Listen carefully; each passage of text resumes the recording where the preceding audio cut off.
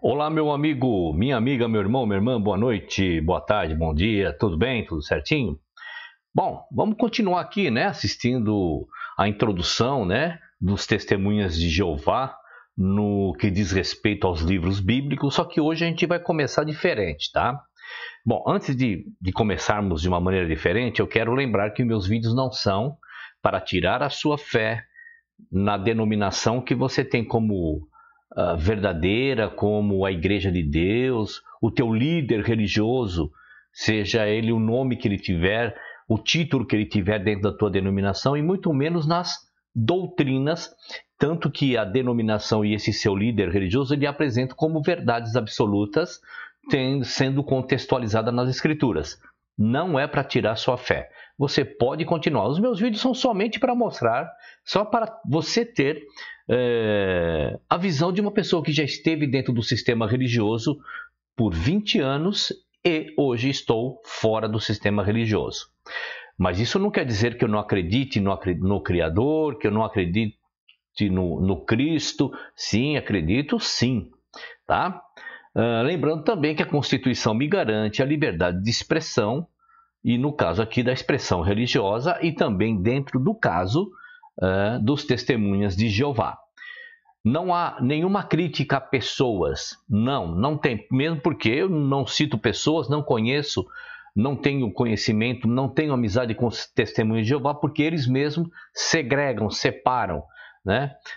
Membros que de alguma maneira foram desassociados, porque esse é o nome. Eu andei dando uma lida aí como é que funciona, mas a gente vai ver isso com mais detalhe para frente, tá? Tem a história aí de diversas pessoas, porque a denominação desassociou, não importa qual é o motivo, a família se afasta, a família não convida para casamento, para aniversário, é como se fosse uma pessoa carimbada na testa, tipo, sou leproso, tá?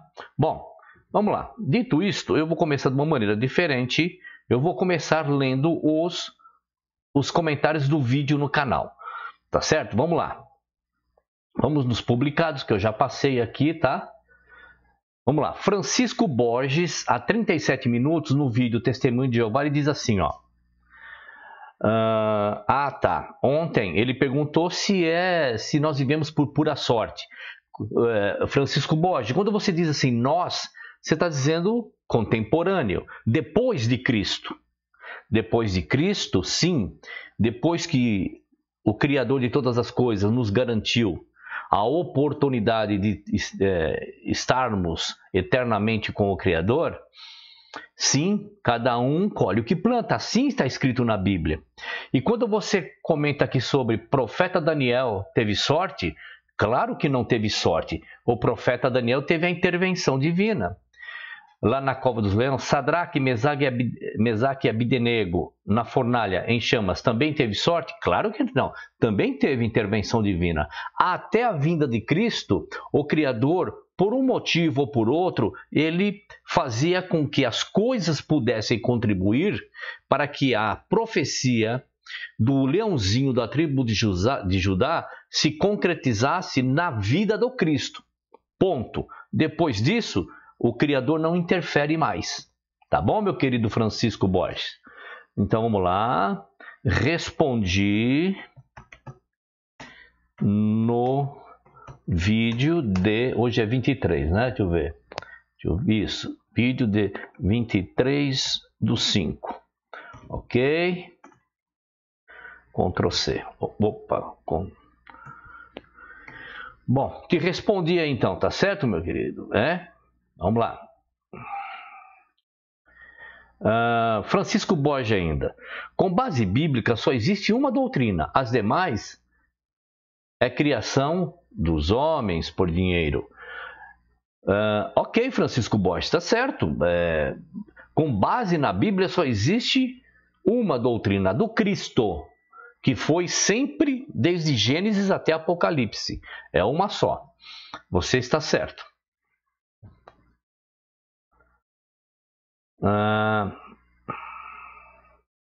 Micael Passos Matos no vídeo O Senhor de Moisés, o segundo vídeo de 8. Vamos ver que ele diz assim: você é louco. Bom, Micael, eu não estou rindo de você, eu estou rindo para você. É assim, ó. Quer dizer, então, que eu coloco informações com referências, né? E agora o louco sou eu. O louco sou eu.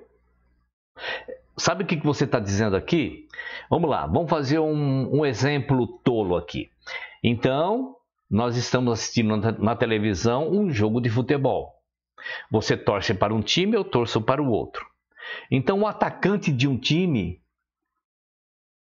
ele está dentro da área e ele cai dentro da área pelo contato de outro jogador de defesa do outro time. Aí você diz assim, não, não foi pênalti. Isso não é pênalti nem aqui, nem na China, não sei o quê. Aí o que acontece? Aí vem o replay, slow motion, quadro a quadro, e aí comprova-se que aquilo foi pênalti sim. Então, meu querido Micael Passos, você está brigando com a imagem. Isso é bem coisa de religioso. Eu entendo você. Isso é bem coisa de religião. Você está brigando com a imagem. Você está brigando com as referências. Você não tem que me chamar de louco. Você tem que chamar de louco aqueles que acreditam que o Deus de Moisés, né? Isso não tem origem lá no Egito, na epopeia de Gilgamesh. Né? Você não tem que brigar, porque assim, ó. O meu papel aqui, Micael, não é convencer você e nem ninguém, não é convencer. O meu papel não é convencer. O meu papel é anunciar. Eu estou anunciando, você não precisa acreditar. Mas como você não tem estrutura histórica e nem razão bíblica para desdizer o que eu aponto nessa série, aí você vem para onde? Você vem para a minha pessoa. Né? Aqui, ó, você é louco. Você não tem argumento que possa contradizer a matéria, aí você aplica o ad hominem, né? Isso é bem coisa de religioso. E isso não é uma crítica, isso é uma constatação, porque eu fui assim. Aí eu falo, você é um louco, você é filho de Satanás, você é isso, você é aquilo, mas contra-argumentar com fatos, com fontes, você não contra-argumenta. Lamentável, Micael. Vamos lá. Micael, testemunho de Jeová. Bom dia, irmão. Puxa vida, agora, deixa eu ver uma coisa. Há 9 horas atrás você me chamou de irmão, Micael, né? E às 6 horas você me chamou de louco. Você tem que decidir, eu sou seu irmão ou eu sou um louco? Ou sou seu irmão louco? Tá bom? Vamos lá. No vídeo Testemunho de Jeová você diz assim, bom dia, irmão, você acredita em que Deus? Curiosidade, se quiser responder, não, eu quero responder. Só que você precisa me colocar as opções aqui. Me coloca as opções para eu dizer em qual Deus eu acredito. Tá bom? Me coloca as opções que não há problema nenhum. Tá certo? Vamos ver aqui. Respondi também. Tá bom, Micael? Me põe as opções que no próximo vídeo ou live que eu fizer, eu te respondo em qual Deus que eu acredito. Tá? Porque se você está me questionando, é porque você tem opções aí na sua cabeça. E você quer saber das opções que você tem aí na sua mente, em qual deles eu acredito. Me põe as opções aqui. O que é Deus? No vídeo testemunha. Vamos lá. Bom trabalho. Obrigado, meu querido irmão. Obrigado. Estamos juntos. Olha o Relax Music. Fazia tempo que você não postava nada aqui. No vídeo Testemunho de Jeová também. Muito bom. Como eu disse, meus queridos irmãos, eu não quero convencer. Os meus vídeos não é para convencer ninguém, não. É como eu disse, é para mostrar a maneira que eu vejo. Eu só anuncio. Eu só proclamo. Acredite quem quiser. Tá certo? Bom, vamos lá. Legal, começamos ao contrário hoje. Vamos então aos vídeos, às introduções que os testemunhas de Jeová fazem nos livros canônicos, tá certo? Vamos lá, vamos continuar.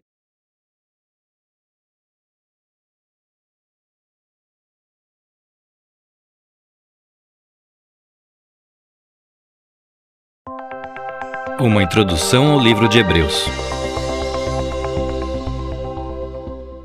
Paulo escreveu essa carta por volta do ano 61, pouco antes ou logo depois de ser libertado de sua prisão domiciliar em Roma. O conteúdo da carta mostra que ela foi escrita para cristãos hebreus que moravam na Judéia.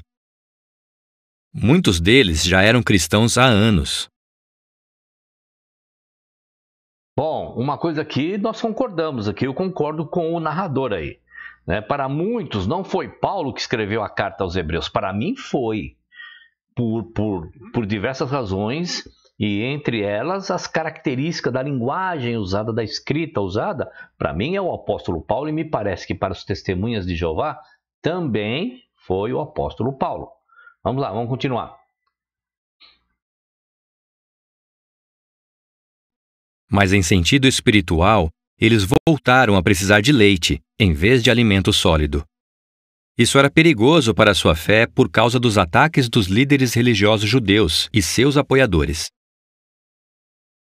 Eles talvez afirmassem que os cristãos não tinham coisas visíveis para ajudar na sua adoração. Enquanto os judeus tinham um templo impressionante, sacerdotes, sacrifícios de animais, a lei de Moisés e uma história que começava com Abraão. Paulo escreveu para fortalecer a fé dos cristãos hebreus numa adoração que se baseava em realidades celestiais, em que Cristo tem o papel principal. Isso tornava a adoração dos cristãos bem superior à da nação de Israel. Está correto o que o narrador da Testemunha de Jeová disse, que os hebreus tinham lá uma história, tinha o templo, tinha os rituais do sacrifício, mas, Testemunha de Jeová, você precisa me ajuda aí para eu te ajudar. E agora, você como Testemunha de Jeová, você tem um templo para ir, que vocês chamam Salão do Reino, só muda o nome, onde as pessoas se reúnem, né? Ou seja, aquilo que você, de uma maneira corretamente, disse que Paulo advertia as pessoas que os judeus tinham lá a sua maneira de cultuar através das leis e das orientações de Moisés, e que agora em Cristo tudo isso acabou, está correto. Só que os Testemunhos de Jeová têm um corpo governante, que é uma hierarquia eclesiástica, tem local de alvenaria para se reunir. Ali se tem dogmas, estatutos, preceitos para serem cumpridos. Eu fico assim, ó. E aí? Vamos lá, vamos continuar. A carta de Paulo também deve ter ajudado os cristãos hebreus que ainda se apegavam à lei de Moisés. Vocês ainda se apegam à lei de Moisés, por todos esses motivos que eu disse. São todas rabeirinhas, são todas sequelinhas dos estatutos de Moisés que vocês trouxeram para vocês, como qualquer outra denominação dentro do sistema religioso, certo? O que eu só acho estranho, como aconteceu nos meus vídeos do Adventismo, que tinha lá um pregador dizendo que não pode ter homem guiando homem, porque são cegos guiando cego, que as pessoas não podem confiar em líderes religiosos, que tem que acreditar isso e aquilo, mas não aplicava na própria denominação dele. O narrador, me ajuda aí. Você está correto, mas isso não acontece dentro da tua denominação. A carta aos Hebreus tem 13 capítulos. Nos capítulos 1 a 3, Paulo mostra qual é o assunto principal de sua carta ao falar sobre a grande autoridade de Jesus. Jesus é superior aos anjos e a Moisés. Nos capítulos 4 a 10, vemos Jesus como sumo sacerdote no céu, muito superior aos sumos sacerdotes judeus que serviam no templo. Ao contrário deles, Jesus é perfeito e sem pecado. Os sumos sacerdotes judeus tinham que oferecer sacrifícios todos os dias pelos pecados do povo. E os sacrifícios que eles faziam eram de animais, que tinham um valor limitado. Outro detalhe, eu não sei o que ele vai falar para frente aí, porque eu também não escutei, estou como vocês, escutando agora. Quando você diz aí, o narrador das Testemunhas de Jeová, que os judeus, os hebreus, eles tinham um ritual que todo dia fazia um ritual, dando a entender que agora em Cristo não precisa disso, mas eles faziam ritual onde? Dentro das suas próprias casas? Nas ruas? Não, eles iam aonde? Ao templo. O ritual estava amarrado ao templo, ao templo, a qual hoje vocês chamam, para vocês, Salão do Reino. Não precisa ser nem todo dia, mas vocês também amarram as pessoas de uma maneira a achar que tem que ir ao templo também, seja qual for o motivo. Os hebreus eram sacrifícios. E os testemunhos de Jeová? Cristo entrou no céu para apresentar a Deus o valor de sua vida humana perfeita, que ele ofereceu como resgate de uma vez para sempre. O resgate de Jesus também fornece a base para um novo pacto, melhor do que o pacto que foi mediado por Moisés. Você sabia? Em Hebreus 9:9 lemos: essa tenda é um símbolo. Aqui, Paulo estava se referindo à tenda, ou tabernáculo que Moisés construiu. A adoração que era realizada naquela tenda e os sacrifícios de animais não podiam prover o perdão completo dos pecados. A tenda muito superior, não feita por mãos humanas, que é a provisão para adorar a Jeová com base no sacrifício de resgate de Jesus, nos dá tudo o que precisamos para ter uma amizade achegada e eterna com Deus. No capítulo 10, vemos que os seguidores de Cristo devem se reunir regularmente para encorajar uns aos outros. Olha aí, arrastando a ideia que tem para o templo. Não, não é isso. Capítulo 10, Hebreus 10:25, é aquele famoso versinho. Não deixando a nossa congregação como é costume de alguns. Vamos lá. Qual era a congregação de Paulo na contextualização de Hebreus, do capítulo de Hebreus lá? Qual era a congregação? Era o Salão do Reino, o Testemunho de Jeová? Era a Igreja da Adventista do Sétimo Dia? Presbiteriana? Congregacionalista? Brasil para Cristo?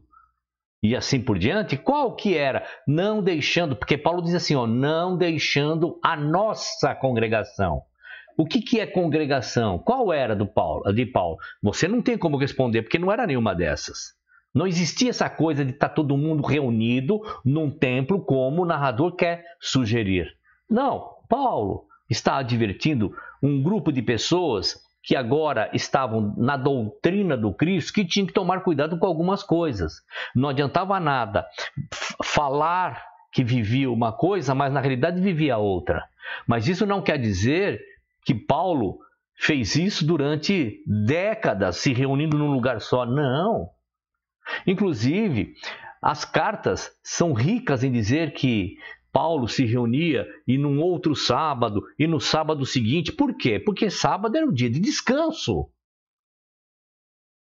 para os hebreus. Que dia que Paulo poderia então pedir às pessoas se reunirem para discutirem o que é certo e o que é errado dentro da doutrina do Cristo? Vamos falar uma linguagem atual. No domingo, onde todo mundo trabalhava, na segunda, na terça, na quarta, na quinta, na sexta? Não, era no sábado. Mas reunia como? Dentro de uma denominação? Não. Reunia com as pessoas e pregava o Evangelho do Cristo. Ora, vocês precisam se amar, não precisa ir para templo, não precisa estar debaixo de autoridade humana. É disso que Paulo falava. Aí a pessoa assimilava, pronto, agora ela aprendeu para si e agora passava para outros. Não é essa coisa de estar entre a semana, sai semana, 2 vezes ou 3 vezes por semana lá, reunido, aprendendo sempre as mesmas coisas. Não. Tá certo? Ainda mais à medida que o fim se aproxima. O capítulo 11 fala sobre a fé, dando muitos exemplos de homens e mulheres fiéis do passado, que pela fé foram feitos poderosos em palavras e ações. No capítulo 12, vemos que esses homens e mulheres corajosos formam uma grande nuvem de testemunhas. Depois, o apóstolo chama a atenção para a maior testemunha de todas, Jesus Cristo, que é o agente principal e aperfeiçoador da nossa fé. Se a nossa fé for como a de Jesus, a nossa conduta deve ser pura. Por isso, no Essa é a orientação, mas nunca a nossa fé vai ser como a de Jesus. Nunca. Por isso que precisamos dele. Então, a indução que esse narrador faz novamente, que a nossa fé tem que ser igual a de Jesus, tem que ser pura, eu não sei o que ele vai falar para frente, eu vou voltar um pouquinho aqui. Sim, tem que ser pura dentro da nossa esfera. Tá certo?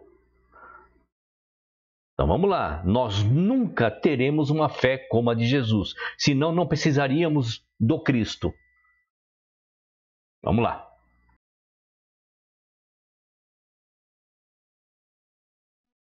Se a nossa fé for como a de Jesus, a nossa conduta deve ser pura.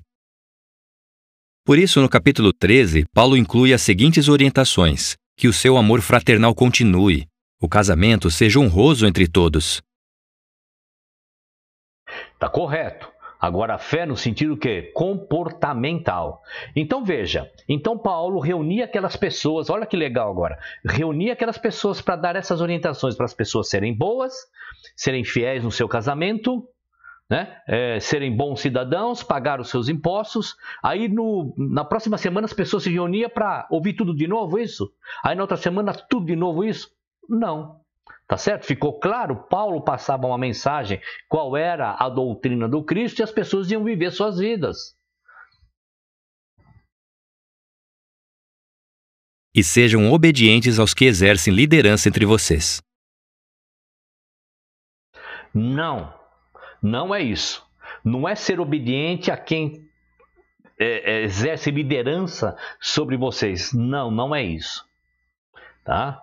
Não é isso que Paulo está passando, porque ele mesmo não se considerava um líder.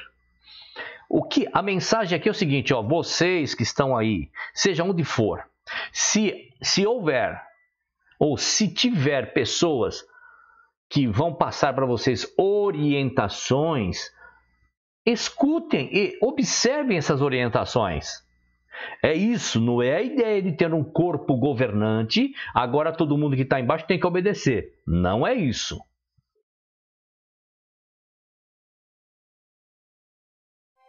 Ao ler Hebreus, veja como Paulo explica por que a adoração cristã é superior. Como podemos continuar aperfeiçoando a nossa fé enquanto esperamos pelo fim do mundo de Satanás. E como Jesus, que é o nosso sumo sacerdote no céu e rei do reino de Deus, é usado por Deus para acabar com o pecado e a morte para sempre.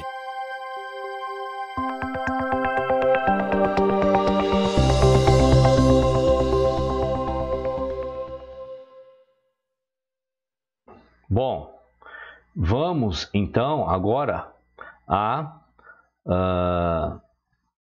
ao próximo videozinho aí, da introdução que eles têm da ideia, né, dos livros bíblicos. Vamos.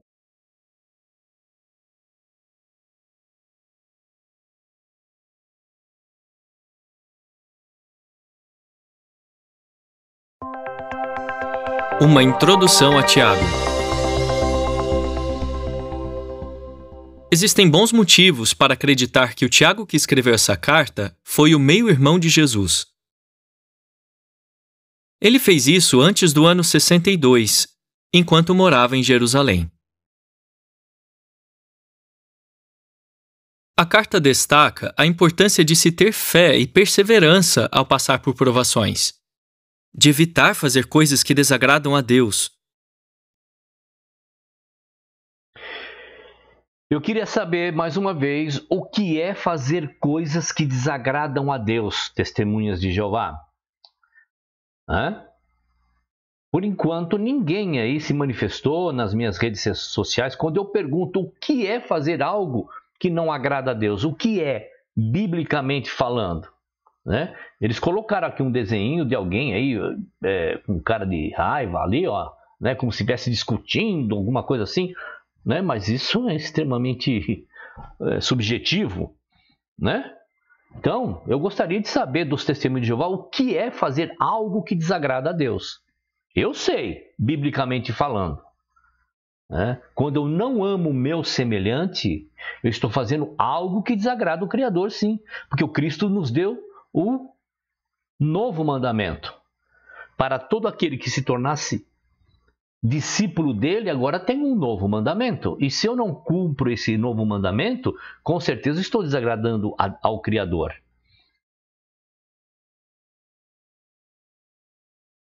A Deus e de mostrar nossa fé por meio de nossas ações. Assim como Jesus, Tiago usou muitas ilustrações simples, mas poderosas, baseadas em coisas comuns do dia a dia, como as ondas do mar, flores e árvores, um homem se olhando no espelho e riquezas materiais que acabam. A carta de Tiago tem 5 capítulos. O capítulo 1 nos lembra de persistir em pedir sabedoria a Deus, fazendo isso com fé. Ele nos lembra também que quem duvida é semelhante a uma onda do mar, que o vento leva de um lado para o outro. Mas uma coisa aí que o sistema religioso prega, né? Que quem duvida é como uma onda do mar, não pode duvidar, quem duvida é herege e tal. Porque a palavra herege, a raiz é disso mesmo, aquele que questiona. O sistema religioso ensina os seus membros que não deve questionar, mas deve questionar sim. Cristo o que mais fez foi confrontar e questionar o sistema religioso de sua época. Sim, tem que questionar sim. Se você, membro, seja do Testemunho de Jeová ou de qualquer outra denominação, tem dúvida, você tem que questionar. Se você percebeu que algo que é pregado e praticado dentro da tua denominação, você vai lá na Bíblia. Não é assim, você tem que questionar sim. O questionamento aqui que é referido pelo Testemunha de Jeová é o questionamento em relação à lei de Moisés e o mandamento do Cristo, a lei e a graça. É esse o tipo de questionamento. Não é o questionamento da razoabilidade. Tá certo? O capítulo 2 traz um forte conselho para os que tratam os ricos melhor do que os pobres. Por fazerem isso, eles criam divisões de classes e violam a lei régia do amor ao próximo. E violam a lei superior, a melhor, a real. Que é o quê? Ele acabou de dizer, que é o amor ao seu semelhante. Que é o mandamento do Cristo. Veja como o discurso, né, da pessoa que está narrando, o narrador, ela oscila, né? Ela oscila entre algumas coisas dentro do sistema religioso, que está agarrado ainda à lei de Moisés, e algo que está agora na lei do Cristo. Só que numa mesma frase, eu sou discípulo de Cristo e vou ao salão do reino, não tem coerência, não se encaixa, não tem base bíblica. Eu sou discípulo de Cristo e toda semana eu levo a minha oferta lá na caixinha do salão do reino. Não se encaixa com os ensinamentos do Cristo. Você tem que pegar esse dinheiro e você mesmo ir lá e ajudar quem precisa. Tá certo? Tá claro para você o que ele acabou de dizer? Vou até voltar um pedacinho aqui. Vamos lá. Tratam os ricos melhor do que os pobres. Por fazerem isso, eles criam divisões de classes e violam a lei régia do amor ao próximo. Você sabia? Tiago faz várias referências ao Sermão do Monte. Por exemplo, ele diz que podemos ter alegria quando somos perseguidos, que devemos fazer a vontade de Deus em vez de apenas ouvi-la, e que, se quisermos que Deus nos perdoe, temos que perdoar outros.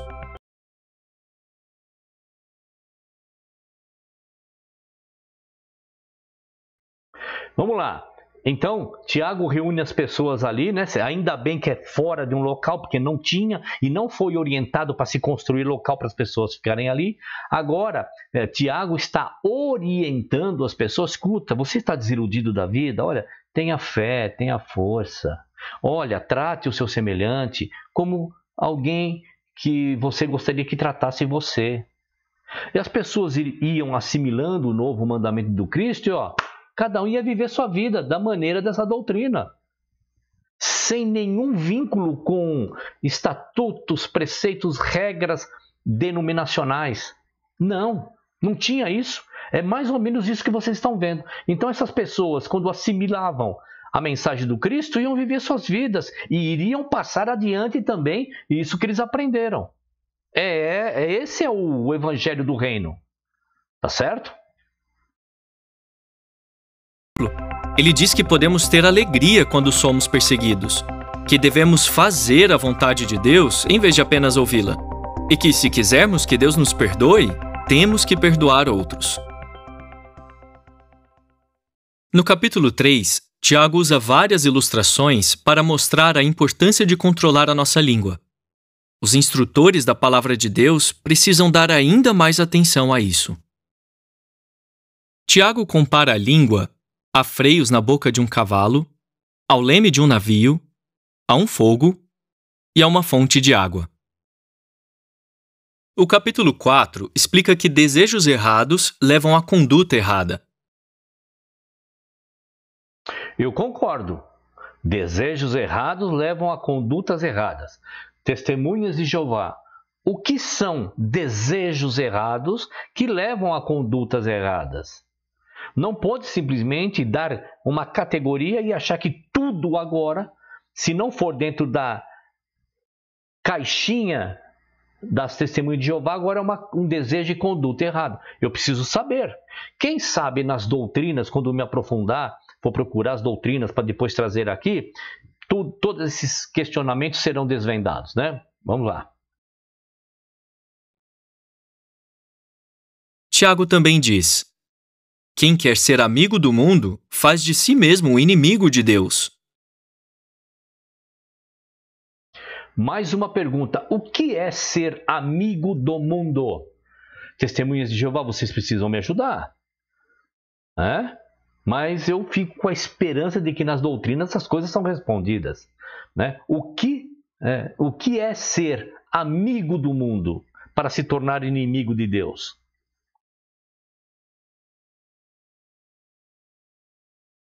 Por outro lado, quando nos opomos ao diabo e nos achegamos a Deus, Deus se achega a nós.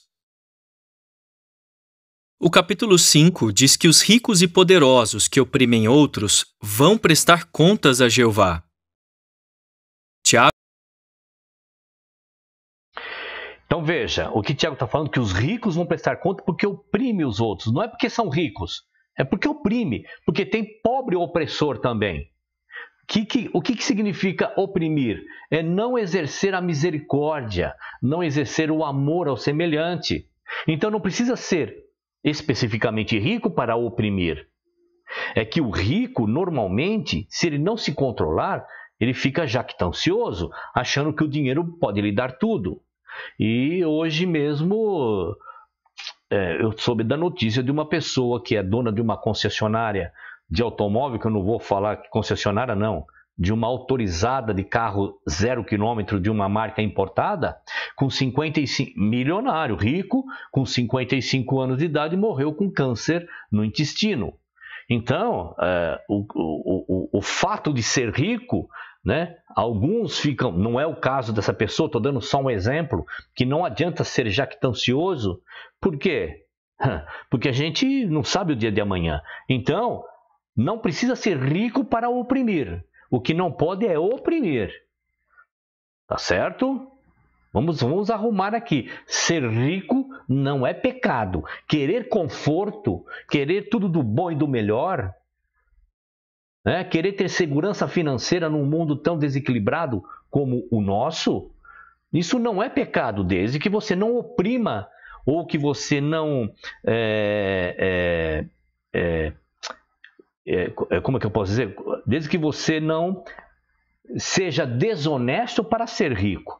Se é dentro do teu trabalho, da tua empresa ou das tuas empresas, você é um homem rico, isso não tem pecado nenhum. É que se não tomar cuidado, porque o sistema religioso traz isso na mente. Olha, porque rico, porque isso e aquilo. É lógico que o pano de fundo é, traga para cá, não seja você rico não. Nós aqui queremos ser ricos. Também destaca a importância da paciência. Assim como um lavrador espera com paciência pela chuva, precisamos esperar com paciência pelo cumprimento das promessas de Deus por meio de Cristo. Enquanto isso, se alguém estiver espiritualmente doente, deve buscar a ajuda dos anciãos da congregação. Então, se alguém estiver espiritualmente doente, nossa, isso daí é filosófico. O que ele está querendo dizer é o seguinte, que se a pessoa tiver passando por algum problema na vida que está fazendo essa pessoa ficar deprimida, né? Talvez até questionando a sua fé, procure um ancião da congregação. Ele está querendo dizer o seguinte, que você tem que ir para o salão do reino, procurar um líder lá para conversar com ele. Não, não é isso. A contextualização disso que ele acabou de falar procure alguém que tenha experiência, né? Tenha uma experiência de vida já prolongada, que não é qualquer vento de doutrina que faça ele abalar, que naquele instante ele esteja bem psicologicamente, espiritualmente, para vocês trocarem informações. Tá certo? A contextualização é essa. Não é que você vai lá bater na porta da igreja, do salão do reino, e fala, olha, eu queria falar com... Não sei qual é o nome que vocês dão para as lideranças lá, porque eu estou com um problema espiritual aqui. Não, não é isso não. Tá certo? A contextualização vá falar com uma pessoa que você saiba que é um pouco mais velha que você, ou então tem muito mais experiência, um pouco mais experiência que você, e vá lá dividir as informações. Porque senão acaba se esbarrando no confessionário católico. Tá entendendo? Ô padre, eu vim aqui me confessar. Olha padre, sabe o que acontece? Eu tô tão mal, tô tão triste, que a minha fé tá tão até abalada. Olha, eu fiz isso, fiz aquilo, eu tô com um problema. Eu queria que...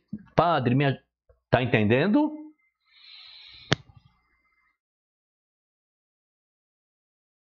O modo amoroso de os anciãos usarem a palavra de Deus e suas orações de fé podem ajudar uma pessoa doente a se recuperar. Então, dentro desta contextualização, que pode ajudar uma pessoa doente a se recuperar, eu gostaria de saber quantos anciãos dentro da denominação Testemunha de Jeová estão orando por aqueles que estão passando por essa crise aí, com essa coisa que está pegando todo mundo, que a gente não pode falar aqui no YouTube. E quantos estão se sobrevivendo? Quer dizer, então, que se a pessoa começar a sentir febre, perder o paladar, perder o olfato, começar a tossir, não é para buscar médico. Não, vai buscar o ancião lá da Testemunha de Jeová e falar com ele, ele vai orar, impor as mãos e vai sumir. Então não precisa de vacina. Falei o que não podia falar. Então não precisa desse antídoto. Eu vou cortar esse pedaço. Então, se é para levar na literalidade o que este Testemunho de Jeová, esse narrador está falando, então não precisa desse antídoto que todo mundo está levando, né? É duro o que você está ouvindo? É duro, mas é a realidade. O remédio é amargo? Lógico que mas é o que sara. Qual o remédio? O meu? Não, o do Cristo. E qual é o remédio? A verdade. Pior que seja para você ou para mim a verdade do Cristo, é ela que tem que prevalecer. Ao ler Tiago, veja que nunca devemos culpar a Jeová por nossas provações, que precisamos nos esforçar para controlar nossa língua e que devemos ser pacientes enquanto esperamos pelo reino de Deus.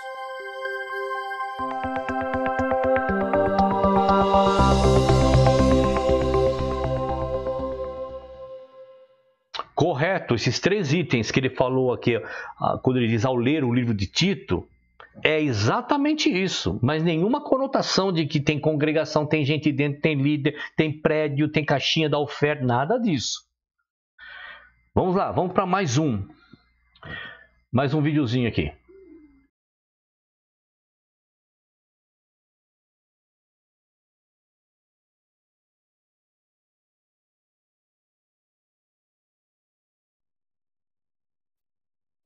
Uma introdução a 1 Pedro.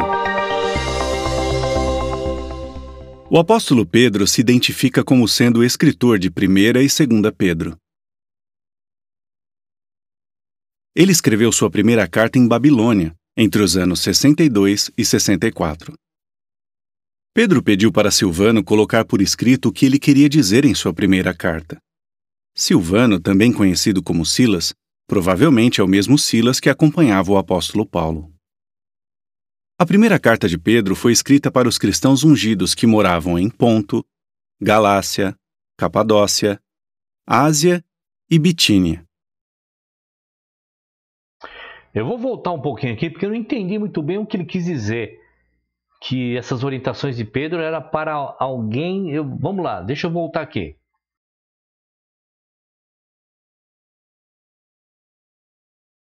Silas que acompanhava o apóstolo Paulo.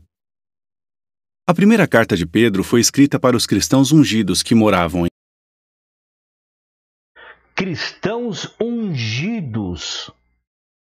Testemunha de Jeová. O que quer dizer cristão ungido? Porque existe a unção, né, do Antigo Testamento, que era jogar o óleo na cabeça, tal, aquele ritual lá de Moisés. Agora você está dizendo que as cartas de Pedro, essa para mim é nova, foi dirigida aos cristãos ungidos. O que é cristão ungido? Em Ponto, Galácia, Capadócia, Ásia e Bitínia. Esses irmãos estavam passando por muitas provações. 1 Pedro tem 5 capítulos. No capítulo 1, Pedro relembra a seus irmãos ungidos que, por causa da ressurreição de Jesus,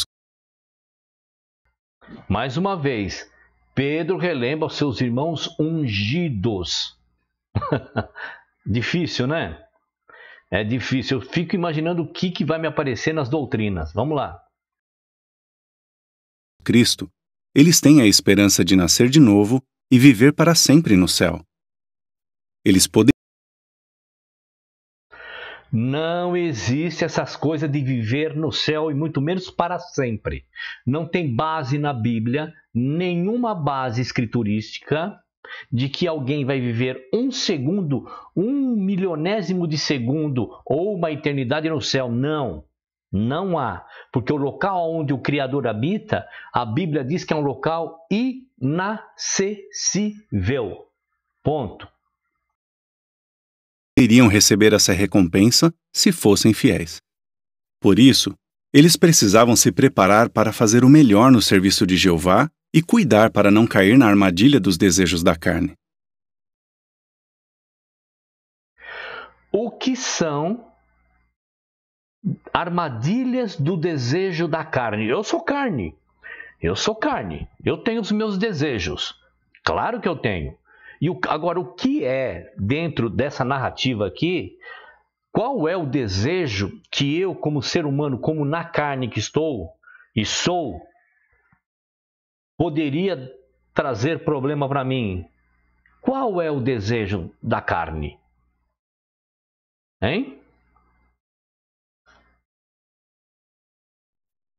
No capítulo 2, Pedro chama os cristãos ungidos de uma nação santa e um... Eu vejo que na carta aqui de Pedro ele insiste em dizer em cristãos ungidos, cristãos ungidos. Será que cristãos ungidos são aqueles que vão viver no céu? É isso que ele está querendo dizer? Mas como que esse narrador pode achar, se for isso, hein? Não quero ser leviano, se for isso, que os ungidos é o que vão viver no céu conforme a narrativa dele, como é que ele sabe quem é que já está salvo, quem não está salvo? Se for isso, sacerdócio real, que se esforça em compartilhar o que tem com outros. O capítulo 3 diz que as esposas devem ser sujeitas aos seus maridos, assim como Sara foi sujeita a Abraão. Por outro lado, os maridos devem honrar as suas esposas. Você sabia?